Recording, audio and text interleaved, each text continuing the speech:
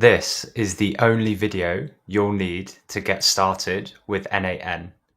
It will take you from a complete beginner all the way through to N8N Master.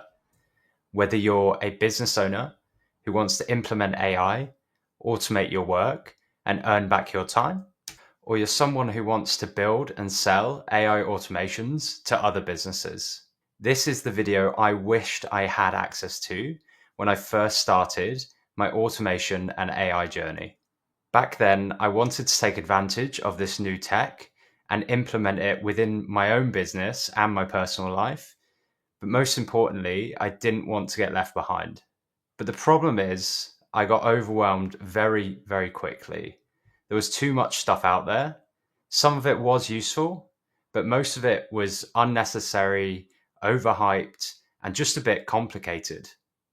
And only after making hundreds of workflows within N8N, getting a top-rated Upwork profile for selling AI agents and automation to other businesses for all sorts of tasks, email inbox agents, content creation agents, invoice management agents, and many, many more, I got to see which workflows were actually useful for businesses and which ones they were willing to pay for.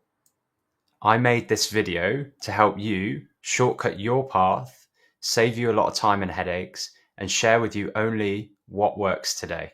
So get your notes ready and let me show you exactly what we'll be covering in this course. We'll be starting from the basics with what is N8N and why would you choose N8N over other alternatives. We'll be covering if you need to know how to code.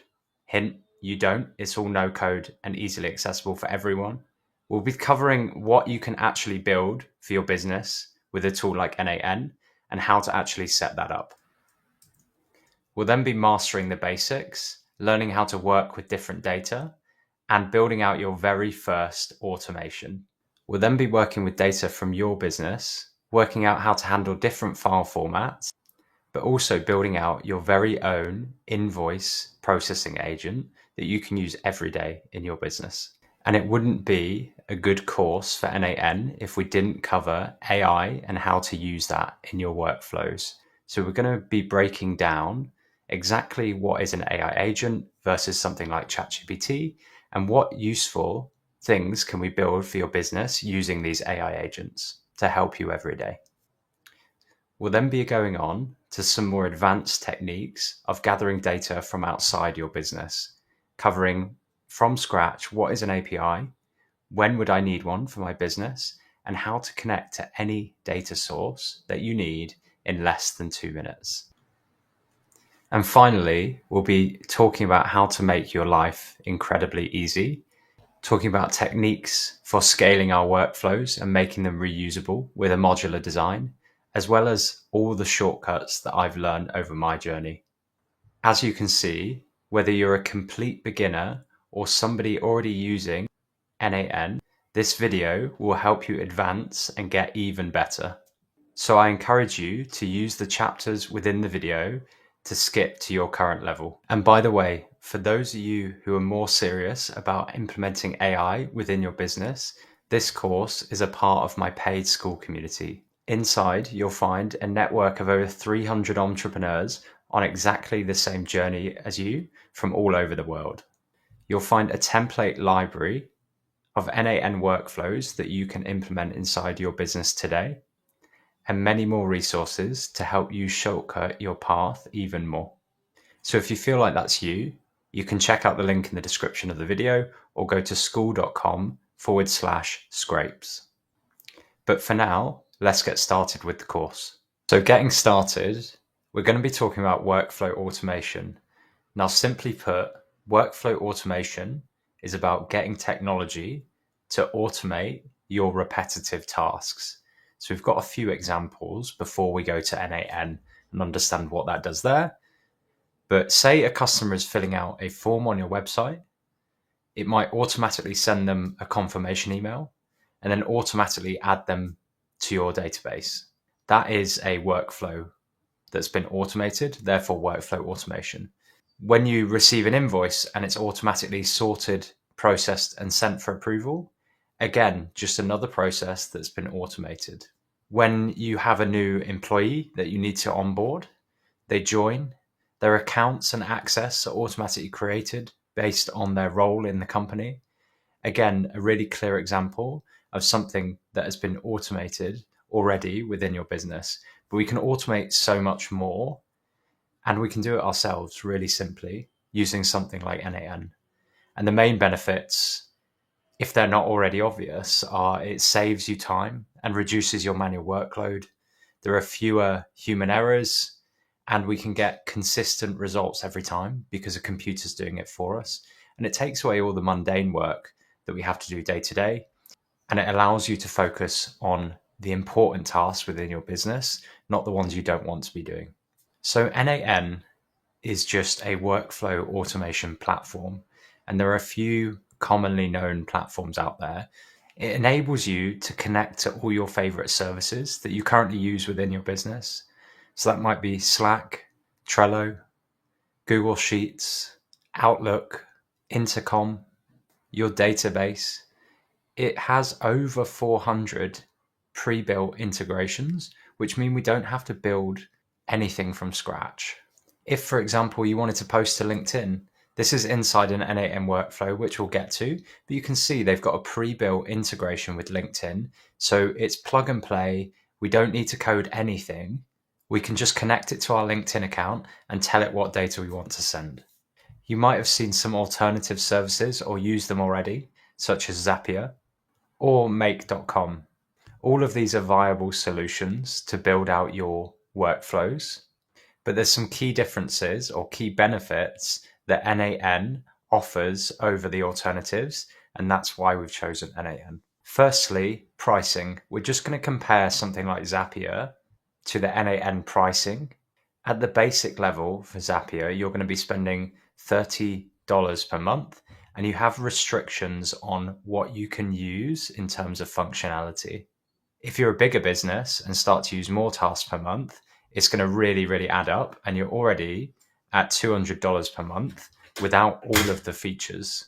Make.com is cheaper than Zapier in terms of pricing, but again, we have limited functionality in Make.com versus N8N. When I see Make.com automations posted, they're often looking like this with a lot going on. And then I see comparisons of N8N flows built with a better feature set. And actually, you could build something like this in fewer steps. So it makes N8N far more flexible. And then in terms of pricing, it's the cheapest option out of the lot. Firstly, you can set it up directly on N8N for £24 a month and have 2,500 workflow executions. So that's 2,500 tasks. And secondly, N8N uses a sustainable use license, which means we can actually host it ourselves. And for unlimited workflow executions, it comes in around $15 to $17 per month. So significantly cheaper, and the feature set is far more advanced to do things in fewer steps. N8N is a no-code software, so you don't need to know any coding to start this course and build your first automation. And from day one, you can have useful things running automatically for you, for your business. So you might be wondering at this point, what could I actually build with something like N8N? The list is endless. Here on screen is a picture of a LinkedIn and Twitter post generator. So it automatically creates all the content tailored to my business needs and posts it to the relevant platforms. I get to approve that in my database exactly on my terms.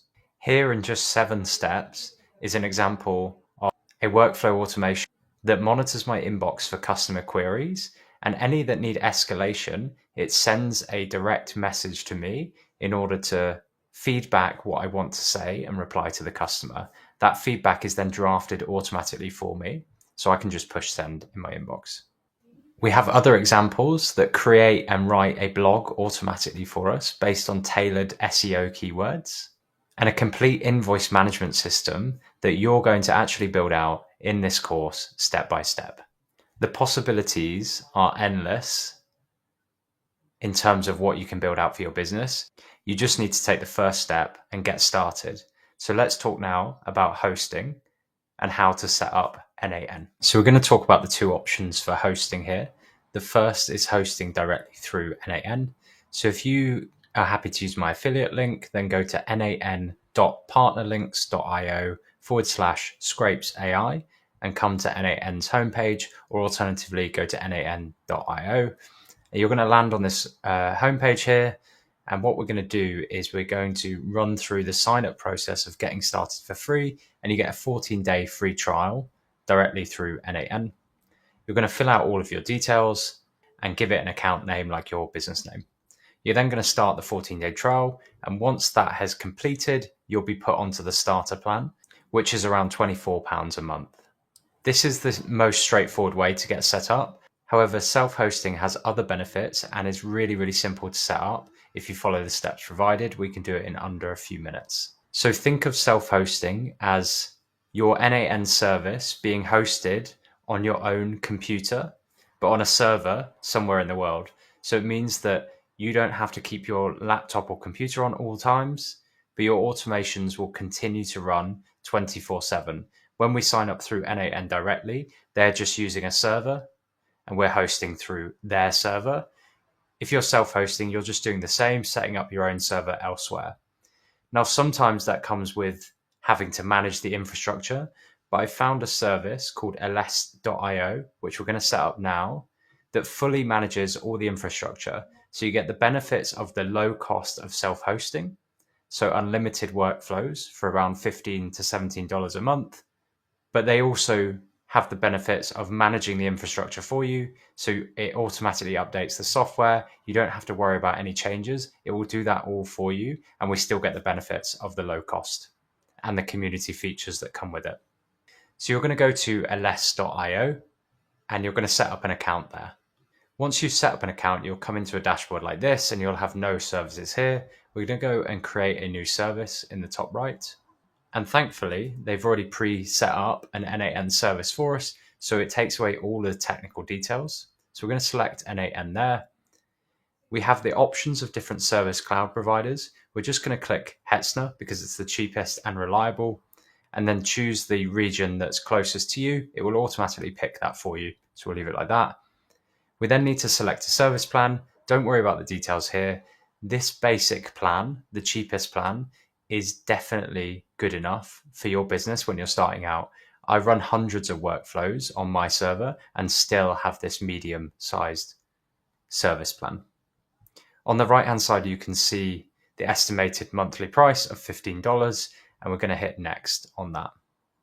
We then want to give it a name, so we'll give it a name that makes more sense for us, an admin email, and then we'll stick with level 1 support.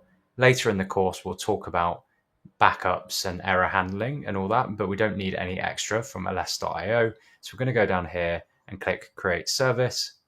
Now that's going to deploy our service. It'll take between 1 and 5 minutes depending, and you're going to come back and we'll load it up. We're going to come back here and you can see now 5 minutes have gone, but the service is now running and it's showing green here. So we're going to click into that and then we're going to display admin UI. And this has all the details about your server. So if you ever need to change anything, you'd come to this dashboard. So we're going to click on the link that it provides under that. And that's going to open up the NAN page to sign up. So we're going to fill out the details here and then we'll hit next. And that is basically it for setting up your own self-hosted server. So incredibly easy. We're just going to fill out the survey for NAN there. You get 3 additional paid features forever if you register your community edition, and they're really helpful, and we touch on them later on in the course. The first is getting workflow history, which we know version control is very important, advanced debugging, and then you're also able to search your past execution logs. So I definitely recommend getting that free license key and registering that because those features are really helpful, and we'll touch on them later. You then come into the dashboard for NAN. So this is where you start by creating your own automations. A personal preference of mine is changing the theme. So I go down here to settings, go to personal, and then in here we can change it to light theme. And I just think it's a bit more aesthetically pleasing. And that is it. You've set up your very own self-hosted instance of NAN, and it's always going to be hosted at this address. So you can come back and exit with your username and password, and this is going to continuously run your automations whilst you sleep.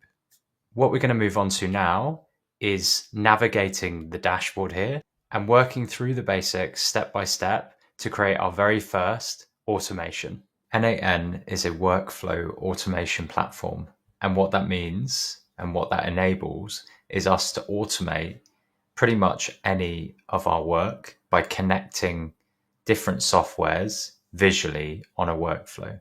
So I'm going to run through first the different fundamental building blocks of N8N, which are workflows, credentials, and executions. You'll open up your N8N environment in a screen like this, and what you'll see is an overview on the left-hand side, and that's where we store all of our flows, as you can see down here. We've then got a link to the N8N templates, which we'll cover later as another tip. We've got variables, don't worry about that for now. And then we've got some help and support section. The first thing you're going to come across here are the workflows, credentials, and executions. You can think of workflows as the logic that connects all of our different software pieces. The credentials are just our keys. So how do we get into each of those softwares? We need our password, we need our username. So that is where your credentials are stored. And then you can think of executions as our history of all of the logs. So when we execute our logic, we need our keys to make sure it works and that we get into the right accounts. And then the executions show us our history of all previous workflows that have run, including the errors and those successful as well. Understanding those fundamental building blocks will help you build out your workflows and connect all your software. We're going to jump in now to an actual workflow. So we'll hit workflows on the top here. And what we're going to do is you'll probably see an empty screen here. We're going to go to create workflow up in the top. That's going to open what we call the canvas. And there's a few key important details here. We've got the name of our workflow up here, which we can come in and edit. So we're just going to say test workflow, but you want to be, as descriptive as possible as to what the workflow is doing. We've then got some tags. So tags enable you to easily filter and search through your workflows. So for example, on this one, we're going to tag it with demo. And if we go back, we've saved it, we'll go back, we can see it's got the tag on demo, and we're able to filter here by the demo tag. You can see our new workflows appeared on our home screen here. And to get back into it, we can click into it. So when we are in the canvas here, we have a few different other options. We have the editor mode where we can create visually our workflows, which we'll start doing in a moment. And then we have our executions, which show us all of the history or the executions we spoke through before of this workflow. So individually in a workflow, you can see all of the previous executions and look through whether it was successful and what data was sent. It's a really powerful feature.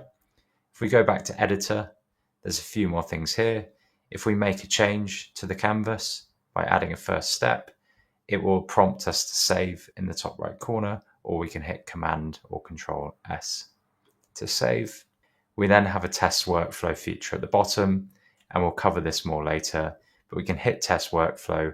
And if we test that, it will run our current workflow that's saved in the environment on the canvas. Now, when you come in here for the first time, it's easy to get overwhelmed with the number of options available.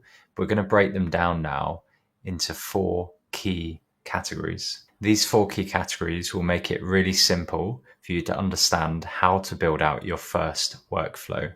If we come back to this blank canvas here, so delete any nodes we've got on there, then we can add a first step, or we can click the plus to open the nodes panel here, or alternatively, we can just hit tab on our keyboard. That opens up the options for the first node. A node is just an event taking place on our canvas. So that could be how we activate a workflow first. So we're always going to need to activate workflow somehow, whether that be a manual trigger. So we'll open up the manual trigger. And the manual trigger is mainly for when we are testing things. This just means whatever is attached to this first manual trigger node will always become activated when we hit the test workflow button. There are other ways to trigger a flow, and that will be the ways you use in production. So we might have on an app event where we've got different software that could trigger. So for example, Airtable has a trigger on new Airtable event. Whenever something happens in Airtable, that will trigger a corresponding reaction to whatever we connect this to. We'll remove the Airtable node and we'll go back to the triggers.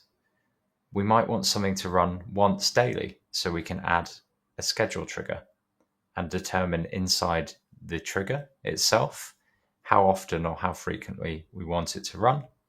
If we remove and go back to the triggers, we're now getting to the less frequently used triggers, but also important. On a webhook call, now this may not make sense immediately, but we can pass data from an external service to activate our workflows, and that's what a webhook is. And we will go into full detail later on APIs and webhooks and how to use those. They're not as complicated as they seem. And then we've got a few other triggers on a form submission. So NAN actually allows us to submit a form through its user interface that starts off a workflow and will pass in the details from the form. We can activate workflows from other workflows. So we can trigger one workflow from another. That's really important for scalability and reusability in our workflows, and we'll cover that later. And then finally, we've got on chat message. So we can actually have a chat window in the screen, and we can type a message in here and it will activate workflow here. Once we have a trigger, so we'll just put in the trigger manually as we're testing for now, the node will enable you to connect to other nodes. That's where we come on to the second element of this, which is action. Actions are how we connect to all of our business software. So we might use Google Sheets or Outlook or Slack or Notion. We need to take an action to connect to our business systems. And as you can see on NAN integration page, they have pre-built 1028 integration. And then any that are not pre-built already, we're able to connect to their API. And that makes this effectively able to connect anything to everything. Really, really powerful software for all of your business needs. We're going to go through some of the key actions in a moment, but the first action is connecting to a platform that we're using in our business. So back in the NAN canvas, we have our trigger, and now we're going to connect some actions and see what actions are possible. So when you open up the nodes window here, we have different categories. We have advanced AI, which we're not going to cover right now. We have action in an app. So what we just covered was that we can connect to any of these apps. We have data transformation. So this is a specific action that takes place on the data we're using. So for example, we might take data from our Google Sheets and manipulate that by adding some data or removing some data or stripping out some formatting of some data. That is what the data transformation nodes are for. And then within Flow, we're able to also execute conditional logic. And what that means is if our data meets certain conditions, we can branch it and take an action on it. If it does not meet certain conditions, we can take an entirely separate action. So it means we can interact in the canvas with the data from our software that we're using in our business. We then have some core nodes. So these core nodes are just made up from these 4 categories anyway, and they just contain some of the most popular used nodes. And then newly, we have human in the loop, where we're able to get feedback from a human when we're using AI. Finally, it gives us the option of multiple triggers, which we will cover later. But this gives us the option to add a second trigger into our workflow, so that not only can we have a test workflow trigger, but we might have a scheduled trigger. We might have a when executed by another workflow trigger. So there could be multiple ways to trigger our workflow, and all of them can be active at once. The fourth tip is around connecting easily to any of our software platforms. This is the easiest way to do it. So we're going to hit tab again or hit the cross and open up an app. And for the example, we're going to use Airtable. So we know we use Airtable frequently. So we're going to click on the Airtable node. We have now got to select the action, but this doesn't restrict you from changing the action in future. But for the sake of the demo, we want to search our records in order to pull all of our records from the data. And there are other actions that we can take. So if I go back to the canvas here, you can see that this is totally not connected to our test workflow. So if we were to run test workflow, it's not going to run Airtable node. So what we need to do is just click the cross and drag it over to Airtable. The next part is how do we actually connect to an Airtable that's outside of NAN. So you can see on the left-hand side, we've got inputs here. In the middle, we've got our software that we want to connect to, so Airtable, and we make transformations in the middle here. And then on the right-hand side, we've got outputs. So it's a three-way sequence that we can visually see our data flow through. So we can see what we've received into Airtable. We can see or take actions on that data in the middle, and then we can see exactly what that's returned in our outputs.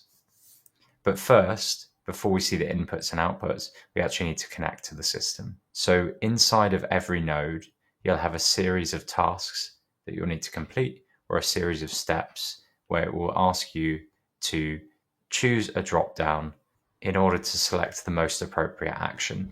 The first one is always going to be a credential to connect with.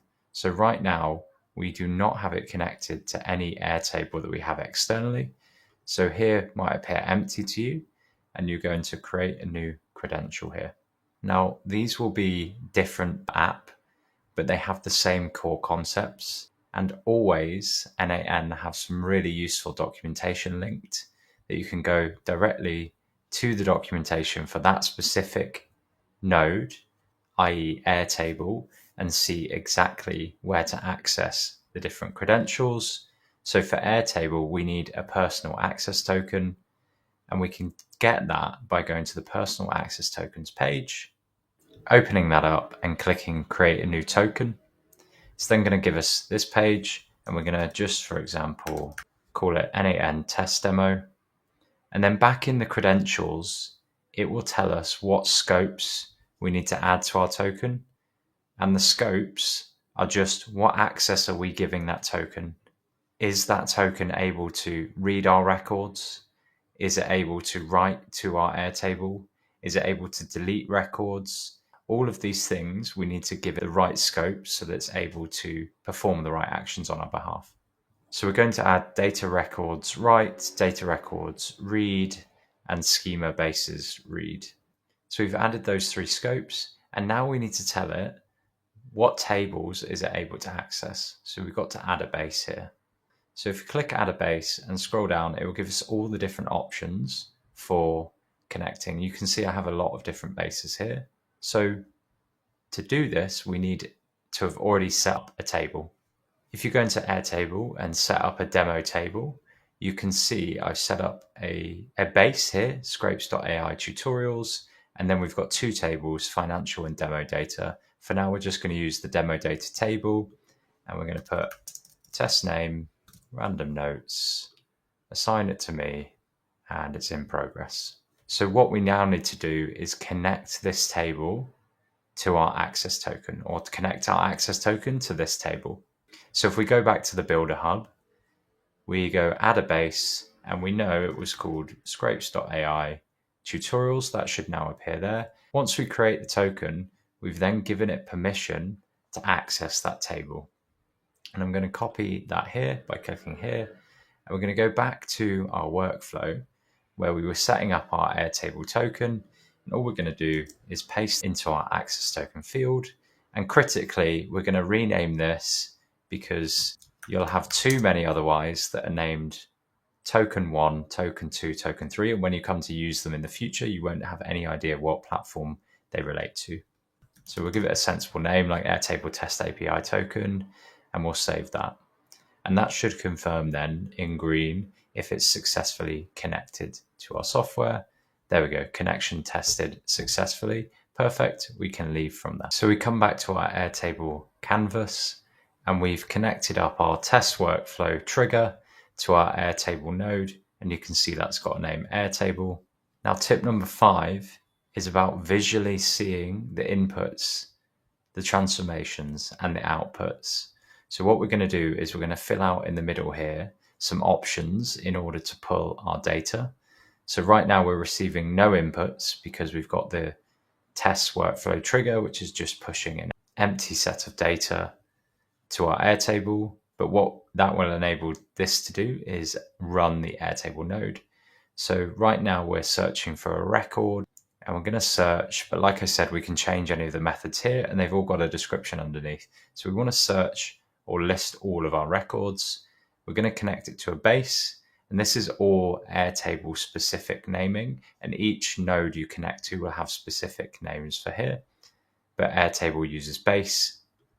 So we're going to connect to the list, and you can see that's now given us access to that. Whereas if we had not filled out this correctly and given it the correct access, this would not appear in the list and we'd have an error at this point. So now we know we can connect to the base successfully. We will choose the demo data table, and we're not going to filter by anything because we want to return all of our records.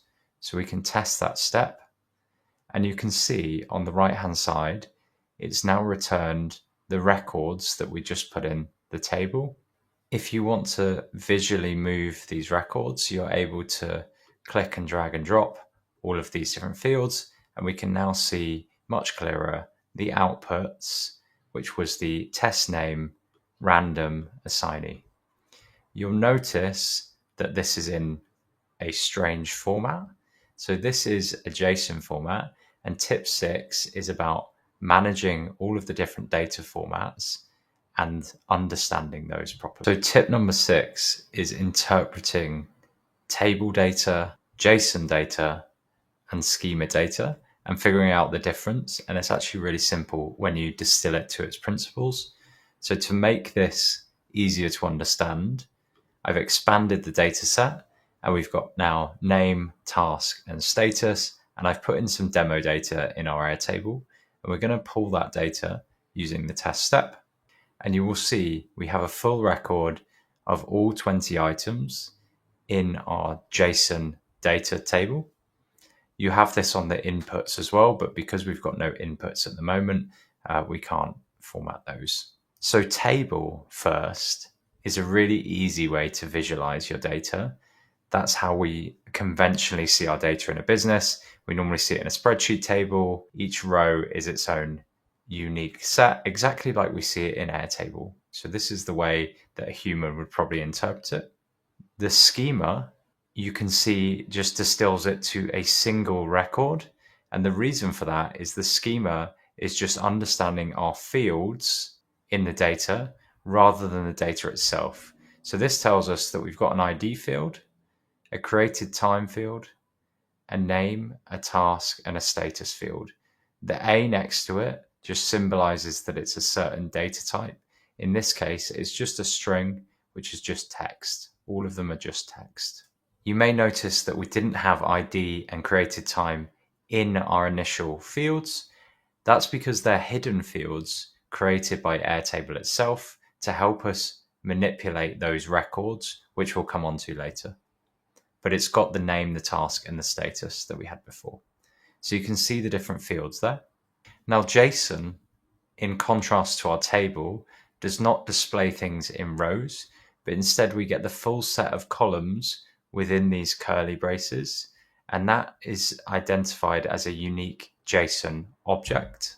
It effectively flattens our table into smaller level objects that we can then manipulate easily. So you can see we have an individual record relating to David Kim, his task to optimize database queries, and the status there, and that will be a record in the database here. JSON is really good for data inspection. We can see the full 20 items. We've got multiple pages here.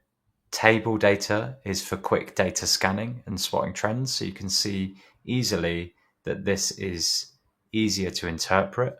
And then schema we can use if we're just looking for a certain field name. It's much easier to read that off here than a complex JSON structure. So schema, we can just grab either the data type or the field name from here. Now for tip number 7, we're talking about mastering static data and working with static data. So we're going to connect a node up to the Airtable. And this is a node that you're going to use so frequently called a set node, edit fields or set. So it allows us to just pass data or extract certain pieces of data from our software or our business use case. So we're going to open this set node and you can see it opens up with this edit fields node. Again, we've got the inputs, the transformation we want to do, and the outputs. Really simple data visualization. So it gives us the option to drag input fields here, but all we're going to do actually is we can see the outputs from the Airtable have now become the inputs for our set node. We're going to click in this box and it gives us options on our fields that we want to pass through. So inside the name here, we're just going to put test name. We're going to give it a data type. So we've got the 5 different data types here. So we've got a string, that's something like a text. We've got number, self-explanatory. We've got a Boolean, which is a true or a false. We then have some more complex structures, which are like our JSON objects that we're passing through. We have an array, which is in square brackets, and we have an object, which could be a JSON object like the one on the left-hand side. So for now, we're just going to pass through a string, and we're just going to say, hello world. So at this point, we're going to hit test step again, and that's going to run the previous nodes, pass through the data, and pass through new data, which we can see is passed through as test name hello. Now, you're probably wondering at this point, why is it run 20 times? We just wanted to pass one hello world through. And it's because by default, all of the nodes in N8N operate on a per input basis. We've given it 20 records from Airtable and we've run it 20 times. If you want it to only execute once, you can go to settings and you can hit execute once. We'll test that step again and it will just execute it for the first item only and will output hello. So we're going to turn that back off and run that again. And you can see that we've received the hello, but we've not received any of the Airtable data that we wanted to pass through and transform. So there are 2 ways to do this. One is by including other input fields, and we tell it to include specific fields or all, so we can pass it through that way. But the whole point in using the set node or the edit fields node is that we actually just want to take 2 things through, the name and the task. We're not interested right now in the status, so we just want to take those 2 fields only. Now, tip number 8 is where it starts to get really valuable if you're a business. There's not many times you're going to be passing static data through, like hello world. You might have a fixed value, like an API key that you're passing through or something like that. But the majority of use cases, we want to use N8N because we want to transform our data or take it from one platform to another. And that often requires using dynamic data. So we're going to remove this in the set node, include other output fields. We're going to run it again, and it's just going to come through with our 20 hello worlds. What we're going to do is first look at how do we include dynamic data just by writing it. So we want to take the name and the task through to the next stage. So we're going to copy those out and we're going to call the first field name, and that's going to be a fixed field. And we're expecting a string because it's a name. And the value in here, what we want to do is say, okay, I want to pull every time for all these 20 records, this name field. And there's 2 ways to do that, but they both involve expressions. The simplest way to do that is to drag from the left-hand side in our inputs across here and drop it in the field. And you can see it pops up with a result here, which is for each of the records, it gives us what the value would be. So it's like an indicator of what that's going to look like on the other side.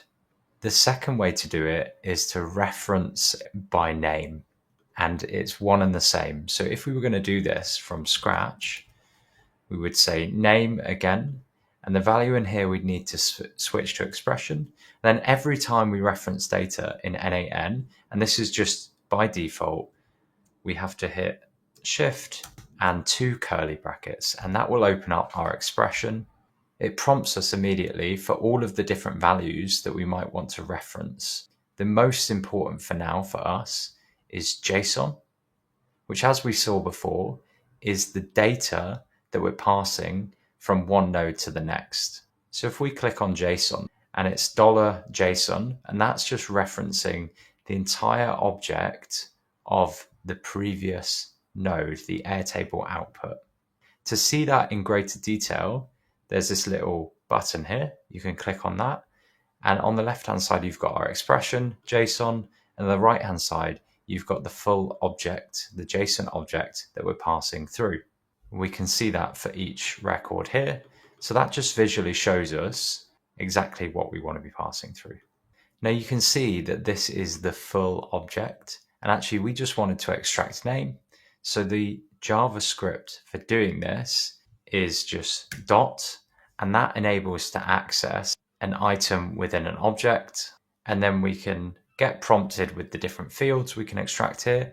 And in this case, we wanted to grab name, so we're just going to hit name, and you can now see we've got the result we wanted.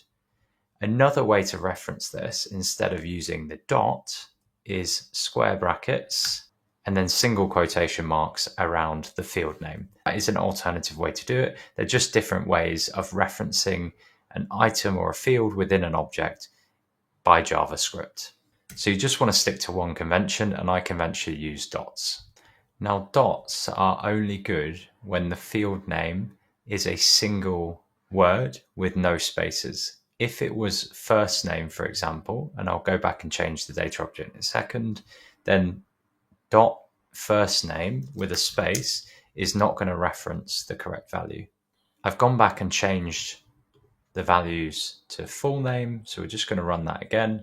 And what we're trying to reference now, you can see these have all failed because we've changed from name to full name.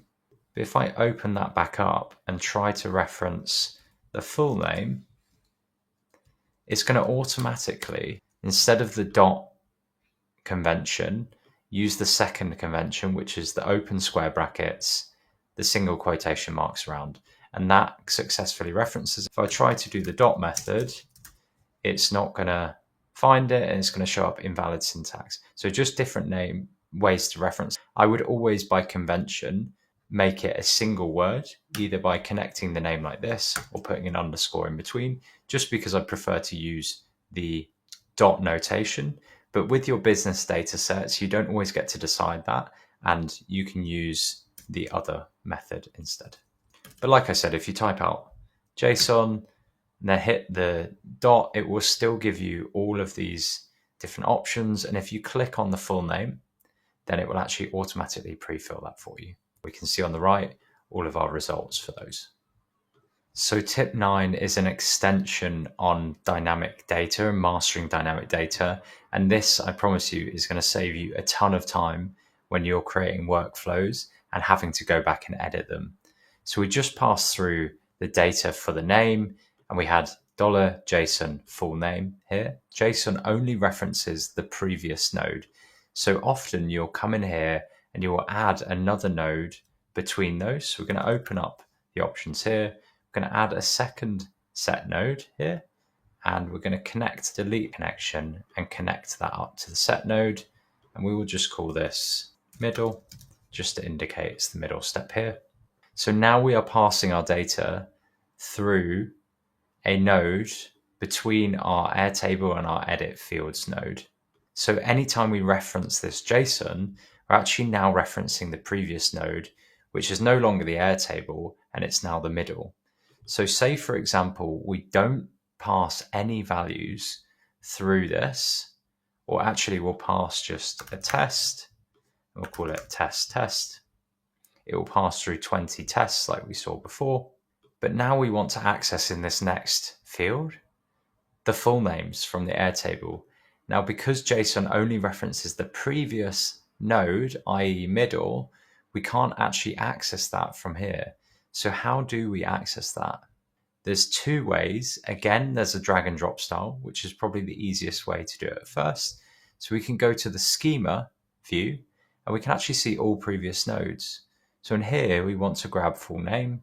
So inside our expression value here, we can just drag and drop our full name and we'll be able to break down the wording here and how to build those from scratch. But you can see that it's pre-filled everything we had before, JSON.fullName or JSON brackets full name. And then it's also appended this beforehand. But if we run that again, you can now see we are actually still retrieving the names as well as the data from the previous node. So that is the first way to do that. The second way is actually writing it again. So if we write in here name, how we do that is, again, we open our expression, we open the brackets, immediately it tells us to reference the previous node using JSON, but we know we want to reference an earlier node here. So we scroll down and we know we want to grab data from Airtable. So you hit Airtable and it's given us the object from Airtable. So now, again, we need to go inside the object by hitting dot, and then we will hit item, which just grabs an item inside the object, and then dot again to access the object or what value we want to grab from the object. And then it's exactly the same before, .json. And then if we hit dot, it gives us all of the values inside the object. We hit full name and well, we've got exactly the same as we had before. Knowing this is actually super critical. It might seem menial, but you will go back and you will edit a lot of your flows and you will add nodes between nodes where you didn't have them before. And it will cause a lot of headaches if you don't name like this from the start and you just use the .json format. You will get these undefined errors all the time. So starting from scratch, I would recommend highly naming it like this, and it will save you a lot of time in the long run. You now nearly have all of the core fundamentals around handling data between nodes. You understand triggers, you understand what a node is, and you understand the inputs, the transformation, and the outputs. When you're handling large data sets, thousands of records, like you often do in a business, this next one's going to come in really handy, and that is about pinning data. So inside our Airtable node, you can see that we've got our inputs, our transformation, and our outputs. We've got the table data, the JSON data, and the schema data. And then we've got two fields over here. We've got this edit field, which is great for testing. You can go into edit and you can edit any of these values. So we want to say this is done, and that will actually save it as done. So we can just quickly edit values rather than going back to our original data source if we just want to test something out. The second thing is pinned data, and it's automatically pinned that because we've edited it. So if we go back and we unpin, pinned data allows us with thousands of rows to save a lot of time when we're testing. It also enables us to take values from our workflows that cause an error, and it allows us to rerun that through the flow. So you'll often come up with errors, and actually you can go and push that data back into our test environment here. But for the sake of this, pinning data is just storing data in that node so that we can rerun on the same data. If you're running thousands of rows of data, it's not going to execute as quickly as it does now. So you can see it took a couple of seconds already with 20 records. With 4,000 records, it will take 10, 15, 20 seconds, and that adds up when you're testing. So what you want to do is just come in here, pin data. So the node will always output this data instead of executing. So it's basically like storing the data, and it has this little pin icon, and you'll see how quickly this executes now. Immediate, basically. So when you've got 4,000 rows or lots of data, which you will have with your business systems, pinning data is critical for testing. Now we're nearly at the end of the core concepts and the fundamentals of N8N. Then we can get into the real nitty-gritty of building out workflows once you've understood these basics. The next one is important because at some point in time, your nodes will fail. So the next one is about retries. So inside our Airtable node here, we will unpin the data and we'll go back and we'll execute that workflow again. So this executed successfully the first time, but this won't always happen, in particular with AI agents or HTTP requests or services that are less reliable than Airtable. We're going to want to implement some retry logic. So inside our settings here, we have a few different options. We have always output data, which we're not going to worry about now. We have execute once, which we've covered already. And then we have retry on fail. So this says if it's active, it tries to execute again when it fails. So there's no reason we wouldn't turn this on, because if we're reaching out to Airtable and for some reason the server responds with something that means our data doesn't come back, then this whole workflow is going to fail. And all of the execution that we worked for up until that point is not going to be worth anything. So if we click this on, retry and fail, it gives us the option to change the max number of tries. So if it fails, it will try 3 times and it will wait 1 second between tries. I normally just leave these as the default values. Sometimes if you've got rate limits or other things like that, you can stick it up to a higher wait between retries. And then you get the chance to say, if an error does happen, do we want it to stop the workflow entirely? But in this case, if it can't grab our Airtable data, then there's no point in it continuing. And we want to make sure that on the error, it just stops our workflow and throws an error. We will cover later way more around error handling because it's super critical for business implementation. And we'll cover these different options. But the 3 different options are stopping the workflow completely, continuing and passing that error message as a regular output, or continue and passing that error message to a different branch. So say we wanted to record that error somewhere in a log, then we would use this last one here. If the Airtable result wasn't important, then we would use continue because the error would not stop the workflow from continuing. However, it's critical to our workflow here because we're trying to grab tasks and full names. So we actually just want to stop the workflow when that happens. Tip 12 is the most overlooked part that I've seen in all templates on the N8N template library, on YouTube videos. This is so critical if you're delivering client projects or you want your workflows to be maintainable.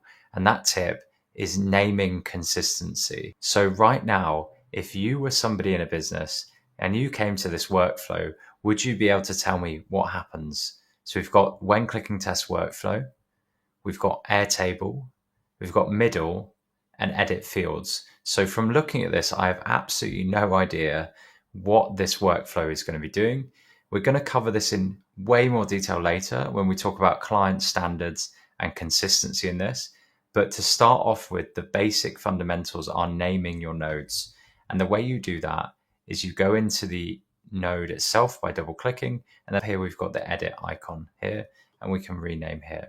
So it's important to have consistency in naming so that you can revisit workflows and you understand the logic of your workflows, makes it way more reusable. For me personally, I follow a convention that makes it easy to reference the node, but also describes the action taking place. So all nodes will have the symbol of the software. So we've got the Airtable here.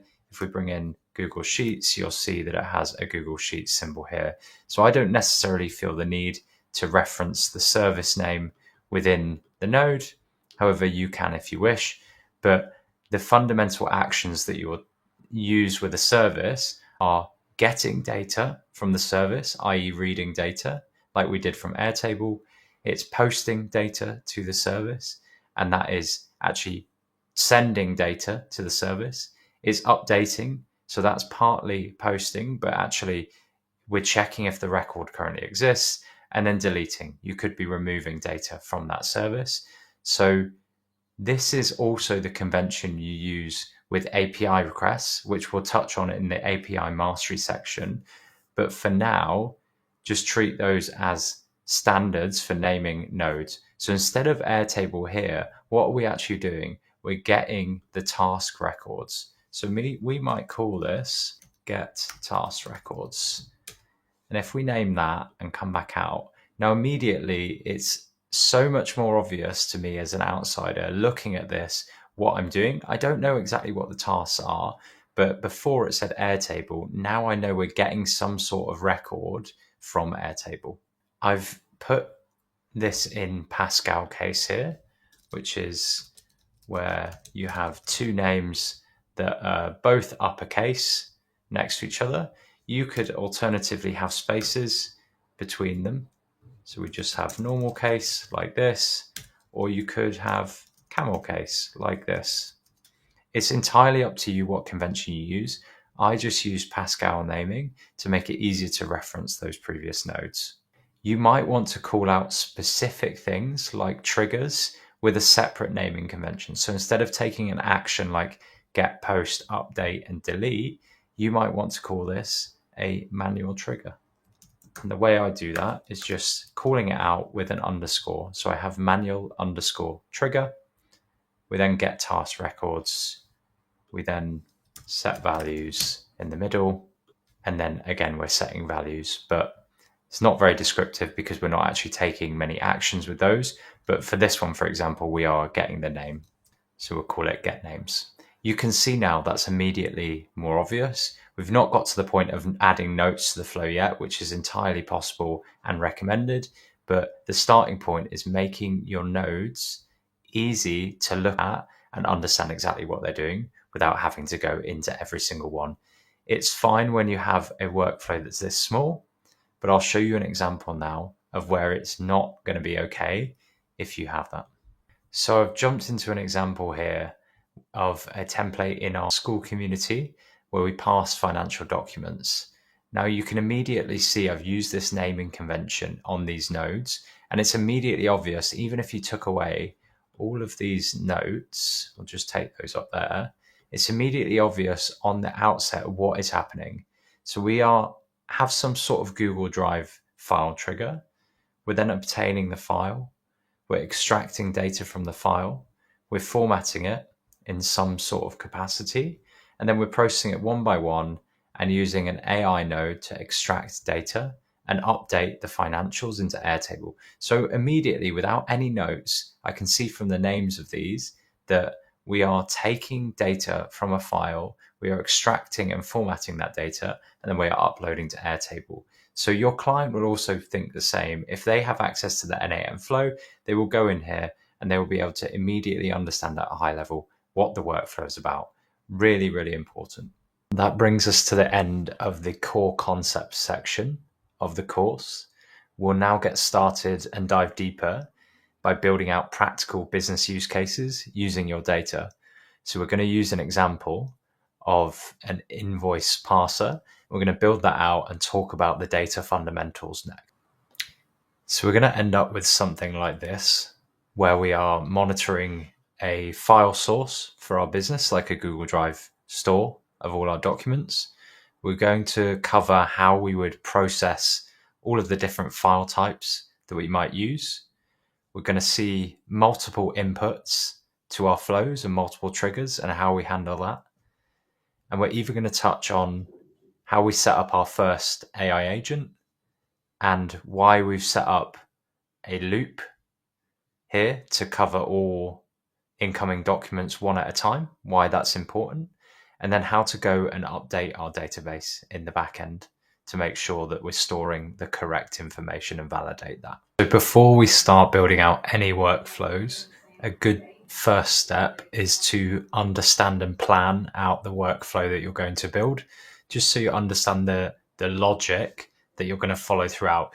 You'll obviously make iterations as you go through, but it's a really good starting point, especially if you're working with clients, to plan out exactly what the flow would look like, make sure you're on the same page, and then move forward with the first version of the flow. So to do that, we're just going to use some sticky notes. So we're going to open the nodes panel again. And if you type in sticky, then you'll get the sticky notes. A shortcut to get to this is actually just the Shift and S, and it will open up a sticky note.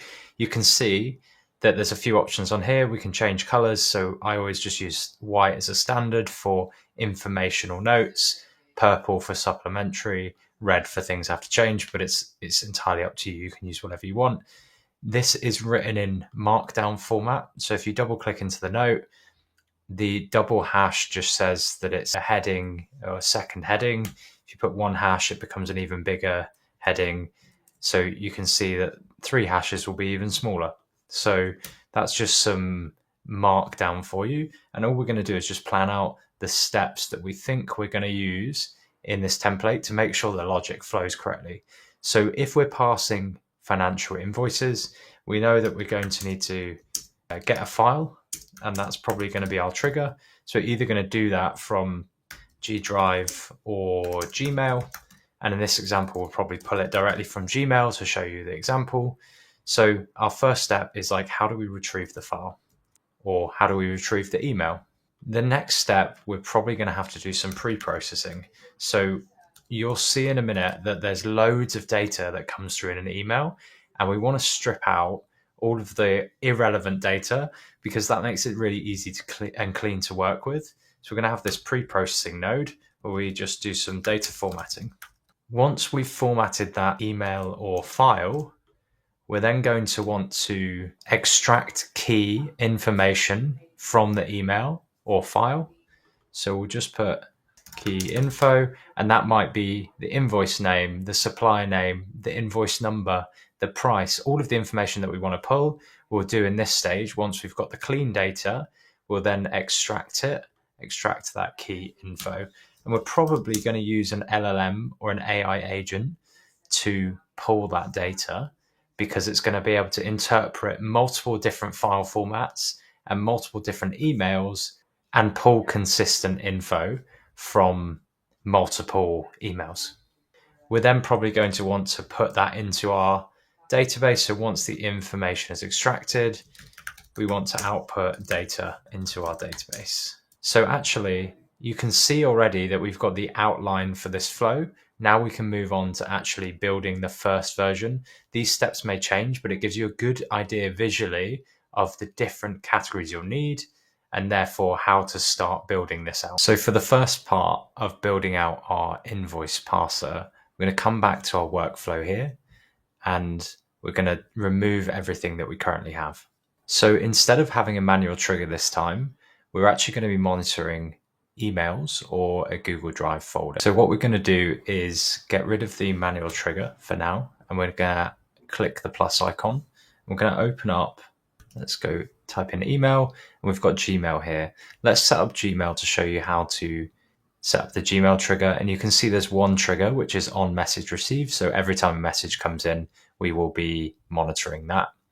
We've got, when we open this, a few different settings. We've got to connect to the correct credential. We've got the poll times, so we can monitor every minute, and there's no disadvantage to monitoring every minute, given we are on the self-hosted plan for NAN, so we get unlimited executions. It just takes up server time. And then we are monitoring for messages received, and then for now we won't simplify the response, and we'll see what we pull in. If you hit test event, that's going to pull in your last email. So right now we are monitoring a Gmail from mine, and that's going to pull in my latest email received in that inbox. Now, what you can see on the right-hand side is we are in the JSON format, but you can see a lot of different data. You can see inside the JSON, we've got all of this different information. We've got the ID, we've got what thread the email was part of. We've got all of these headers. We've got the HTML content, so the pure content of the email. You can see this is like an overwhelming amount. And even if we go to the tables format, you can see that we've got all this information, and even the text inside the email comes as this big block of text that's really hard to read. So what we're going to do now is understand how to strip out the bits we actually want.